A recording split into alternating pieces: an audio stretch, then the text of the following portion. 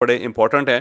پہلا ایشو یہ ہے کہ مراد سعید صاحب جو ہے ان کو ظاہر ہے الیکٹ تو کروا لیا گیا ہے، اور ووٹ تھے پاکستان تحریک انصاف کے پاس، اور پاکستان تحریک انصاف نے ان کو سینٹ میں کھڑا بھی کر دیا سینٹ کے لیے، اور پھر انہیں الیکٹ بھی کروا لیا۔ لیکن اب بہت بڑا سوال یہ ہے کہ کیا مراد سعید صاحب سینٹ میں تشریف لا سکیں گے؟ میرا نہیں خیال کہ وہ سینٹ میں تشریف لا سکیں گے، کیونکہ وہ بڑے بہادر آدمی ہیں، اور اتنے بہادر آدمی ہیں کہ وہ چھپ کے بیٹھے ہوئے ہیں، اور ابھی تک ان کی لوکیشن کسی کو پتہ نہیں چل رہی، نہ پارٹی کو پتہ چلتی ہے، نہ ظاہر ہے ہمارے اداروں کو پتہ چلتی ہے، اور اگر اداروں کو پتہ چل بھی جاتی ہے تو ادارے ان تک پہنچ نہیں دیتے، کیونکہ بہت سارے لوگ کہا جاتا تھا کہ ادارے کے لوگ ان سے وابستہ ہیں، اور وہ انہیں سپورٹ بھی کر رہے ہیں، اور انہیں چھپا بھی دے ہیں، اور انہیں راستے بھی بتا رہے ہیں کہ آپ نے کس سے کس طرف نکلنا ہے۔ افغانستان چلے گئے ہیں، اور کبھی یہ افغانستان چلے جاتے ہیں، کبھی وہاں سے سرحد پار کر کے پاکستان آ جاتے ہیں، لیکن پھر یہ اطلاع بھی غلط ثابت ہوئی۔ پھر اس سے پہلے یہ بھی پتہ چلا کہ یہ اعظم سواتی صاحب کے پاس تھے، اور وہاں یہ پناہ گزین تھے۔ پھر ان کے بارے میں یہ بھی پتہ چلا کہ گلگت بلتستان میں تھے جب تک عمران خان صاحب کی پاکستان تحریک انصاف کی وہاں پہ گورنمنٹ رہی ہے، تو یہ وہاں پہ پوشیدہ رہے۔ پھر ان کے بارے میں یہ اطلاع بھی آئی کہ یہ پشاور آ گئے ہیں، اور پشاور میں ان کے جو سسرال ہے وہاں پہ ہیں، اور وہاں پہ پھر باقاعدہ چھاپا پڑا، اور خواتین نے ان کو بچا لیا، اور یہ سائڈ سے نکل گئے وہاں سے، اور پھر یہ دوبارہ نہیں ملے۔ لیکن یہ پارٹی کے کچھ لوگ ہیں جن کے ساتھ یہ رابطے میں ہیں، اور اپنے فون چینج کرتے رہتے ہیں، اور کوشش کرتے ہیں کہ آواز بدل کے فون پہ بھی بات کریں، کیونکہ ان کا خیال یہ ہے کہ آواز سے بھی ادارے شناخت کر لیتے ہیں، اور کہیں ایسا نہ ہو کہ میں پکڑا جاؤں۔ تو جو شخص اتنے عرصے سے 2.5 سال سے گم ہے، اور سائیڈوں پہ ہے، اور وہ سامنے پیش نہیں ہو رہا، وہ کسی عدالت کا سامنا نہیں کرنا چاہتا، کسی تھانے میں پیش نہیں ہونا چاہتا، تو وہ سینٹ کے اندر کیسے آئے گا؟ تو مجھے نہیں لگتا کہ وہ سینٹ میں تشریف لائیں گے یا حلف لیں گے، کیونکہ جو ہی وہ اپیئر ہوں گے یا اسلام آباد میں آئیں گے تو ان کی گرفتاری جو ہے وہ آبویس ہے، پھر انہیں گرفتار کر لیا جائے گا، اور مراد سعید صاحب کو پتہ ہے کہ اگر مجھے گرفتار کیا گیا تو میرے ساتھ کیا سلوک ہوگا، تو وہ سلوک سے بچنے کے لیے وہ دائیں بائیں ہیں، اور مجھے نہیں لگتا کہ مراد سعید صاحب آنے والے دنوں میں کسی جگہ پہ اپیئر بھی ہوں گے، یا نظر بھی آئیں گے، یا اپنی گرفتاری بھی دیں گے۔ ہاں البتہ ہو سکتا ہے کہ وہ یوسف رضا گیلانی صاحب سے رابطہ کریں، تو گیلانی صاحب بڑے دبنگ آدمی ہیں، اگر انہوں نے ان کے ساتھ وعدہ کر لیا کہ میں آپ کی حفاظت کروں گا، تو پھر ہو سکتا ہے پاکستان پیپلز پارٹی انہیں سیف ایگزٹ دے کے یا سیف انٹری دے کے ان کو سینٹ تک لے آئے، اور ان کا حلف کروا دے، اور اس کے بعد پھر جو چیئرمین صاحب ہیں ان کی حفاظت کریں، کیونکہ پاکستان پیپلز پارٹی اور یوسف رضا گیلانی صاحب کے اندر یہ گٹس ہیں کہ وہ اگر کسی کا ساتھ دیتے ہیں تو پھر اوپن ساتھ دیتے ہیں، پھر بھرپور ساتھ دیتے ہیں۔ لیکن اگر پاکستان پیپلز پارٹی راضی نہیں ہوتی تو پھر مجھے نہیں لگتا کہ مراد سعید صاحب کو انٹری کا یا جو جہاں پہ چھپے ہیں وہاں سے ایگزٹ کا موقع ملے گا، اور وہ آ سکیں گے۔ یہاں پہ ایک اور چیز بڑی امپورٹنٹ ہے کہ اگر مراد سعید صاحب یہ راستہ اختیار کرتے ہیں تو پھر انہیں فیصل کریم کنڈی صاحب کا راستہ اختیار کرنا پڑے گا، پھر انہیں ان کی مدد لینی پڑے گی، کہ کنڈی صاحب واحد آدمی ہے اس وقت جو پاکستان پیپلز پارٹی کے ساتھ پاکستان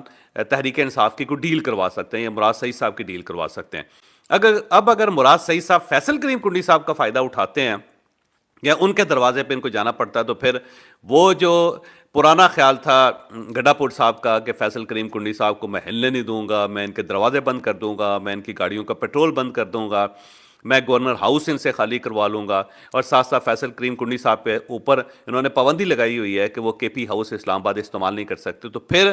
وہ نیریٹو کہاں جائے گا؟ تو آنے والے دنوں میں بہت سارے جو خیالات ہیں پاکستان تحریک انصاف کے وہ شیک ہوتے ہوئے آپ کو نظر آئیں گے، لیکن بہرحال مراد سعید صاحب جو ہیں وہ نہیں آئیں گے۔ لیکن اسٹیبلشمنٹ یہ چاہتی ہے کہ مراد سعید صاحب ایک مرتبہ آئیں، رنگے میں آئیں اور سامنے آئیں، اور پھر اس کے بعد دیکھیں کہ ان کے ساتھ ہوتا کیا ہے۔ تو اب بہت سارے لوگ ہیں اسٹیبلشمنٹ کے جو انتظار کر رہے ہیں کہ کبھی نہ کبھی تو حلف لینے کے لیے آئیں گے وہ،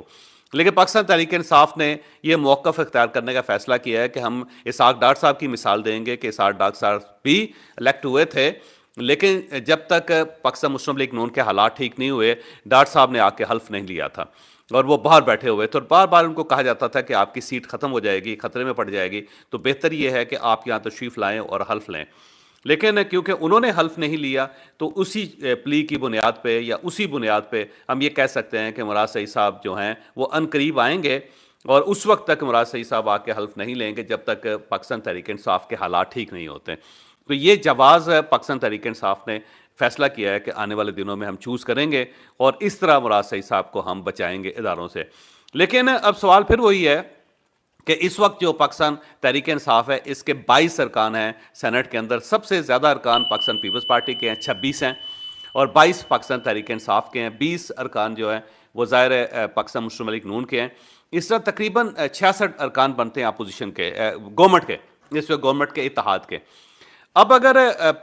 پاکستان تحریک انصاف نے اپنے ایک سینیٹر کو خفیہ رکھنا ہے اور انہیں سامنے نہیں لے کے آنا، تو بہت ساری ایسی جگہیں ہوں گی جہاں پہ ان کو ووٹنگ کی ضرورت پڑے گی. تو مراد سعید صاحب کی سیٹ ظاہر ہے پھر وہ ووٹ نہیں کاسٹ کر سکے گی. تو جب ووٹ کاسٹ نہیں ہوگا تو اس کا پاکستان تحریک انصاف کو نقصان ہوگا. تو میرا خیال ہے عمران خان صاحب کو یہ چاہیے تھا کہ وہ ایک ایسا سینیٹر منتخب کرتے جو ایوان میں ہوتا، اور کل کو اگر کسی جگہ پہ ووٹنگ ہو تو اس ووٹنگ کا پاکستان تحریک انصاف کو کوئی فائدہ ہوتا.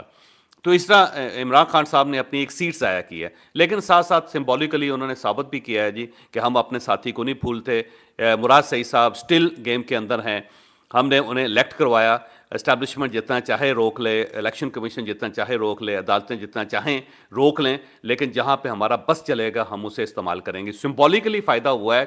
پریکٹیکلی اس کا عمران خان صاحب کو اور پاکستان تحریک انصاف کو نقصان ہوا ہے. اور اب اس کے بعد عمران خان صاحب نے یہ اپنی پارٹی سے پوچھنا ہے کہ جن لوگوں کو میں چور کہتا تھا، جن لوگوں کے ساتھ میں نے نہ بیٹھنے کا فیصلہ کیا تھا، آپ لوگوں نے ان کے ساتھ اتحاد کیوں کیا؟ کیونکہ یہ چیز ثابت کرتی ہے کہ الٹیمیٹلی آپ کو سیاستدانوں کے ساتھ ہی بیٹھنا پڑے گا، اور ساتھ اگر بیٹھیں گے تبھی معاملات آگے بڑھ سکیں گے.